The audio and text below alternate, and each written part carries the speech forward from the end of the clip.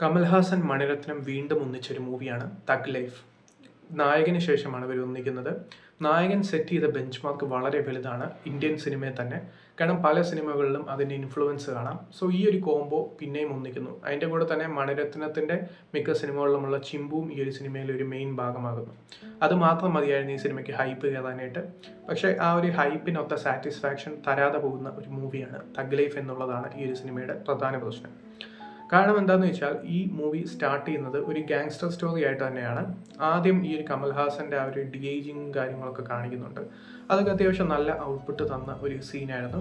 So അങ്ങനെ promising ആയിട്ട് start ചെയ്യുന്ന ഒരു മൂവിയാണ് തഗ് ലൈഫ്. പക്ഷേ കുറേ കഴിയുമ്പോൾ ഈ ഒരു STRന്റെ വരവൊക്കെ കഴിഞ്ഞ് പിന്നെ കുറച്ച് കഴിയുമ്പോൾ മൂവിയിൽ കാര്യമായി ഒന്നുമില്ലാത്ത ഒരു ഫീലാണ്. അതിൻ്റെ കാരണം എന്താണെന്ന് വെച്ചാൽ ഒരു ഗാങ്സ്റ്റർ സ്റ്റോറിയിൽ നമ്മൾ കണ്ടിട്ടുള്ള പല സംഭവങ്ങളും ഈ ഒരു സിനിമയും ഓഫർ ചെയ്യുന്നുണ്ട്.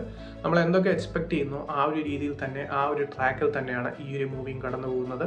ഇതല്ലാതെ തന്നെ ഒന്നും ഫസ്റ്റ് ഹാഫിൽ ഓഫർ ചെയ്യുന്നില്ല. കാര്യമായിട്ടുള്ള ഹൈ മൊമെൻറ്റ്സ് ഒന്നും പിന്നെ അങ്ങോട്ട് വരുന്നില്ല എന്നുള്ളത് സിനിമയുടെ പ്രധാന ഒരു പ്രശ്നമാണ്. സെക്കൻഡ് ഹാഫിലോട്ട് വരുമ്പോൾ വളരെ ഫ്ലാറ്റ് ആയിട്ടുള്ള ഒരു സെക്കൻഡ് ഹാഫാണ്. ഒരു റിവെഞ്ച് ആ ഒരു കൈൻഡ് ഓഫ് സെക്കൻഡ് ഹാഫാണ് ഈ ഒരു സിനിമയിൽ സംഭവിക്കുന്നത് എന്നുള്ളതാണ് സിനിമയുടെ പ്രധാന പ്രശ്നം. അതുപോലെ മണിരത്നം മൂവിയായിട്ട് നമ്മൾ ഈ ഒരു മണിരത്നം മൂവീസ് എല്ലാം കണ്ടിട്ടുള്ളതാണ്. ഈ ഒരു ബോംബെ തൊട്ട് പല പല കിടിലം മൂവീസ് അദ്ദേഹം ചെയ്തിട്ടുണ്ട്.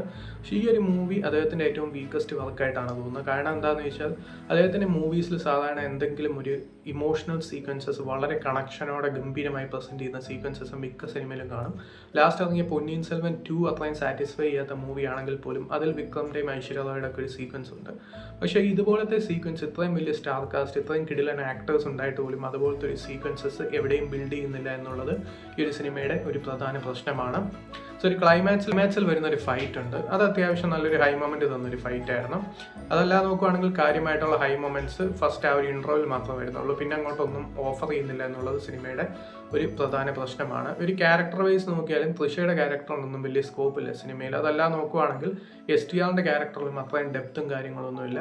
സോ ഒരു കമൽഹാസൻ്റെ ക്യാരക്ടറാണ് പിന്നെയും കുറച്ചും കൂടി അത്യാവശ്യം ഡെവലപ്മെൻ്റ് ഉള്ളത് എന്നുള്ളതാണ് ഈ ഒരു സിനിമയുടെ വേറൊരു പ്രശ്നം. അതുപോലെ തന്നെ സിനിമയുടെ മ്യൂസിക്കാണ് ഒരു വലിയൊരു പ്രശ്നമായി തോന്നിയത്. കാരണം എന്താണെന്ന് വെച്ചാൽ ജിങ്ക് ചാൻ എന്ന് പറയുന്ന ആ ഒരു മ്യൂസിക് നേരത്തെ ഇറങ്ങിയ ആ ഒരു മ്യൂസിക് അല്ലാതെ കാര്യമായ മ്യൂസിക്കും ആ ഒരു സ്കോറും ഒന്നും സിനിമയിൽ വർക്കൗട്ട് ആയിട്ടില്ല എന്നുള്ളത് സിനിമയുടെ ഒരു പ്രധാന പ്രശ്നമാണ്. സോ താല്പര്യമുള്ളവർക്ക് കണ്ടു നോക്കാം.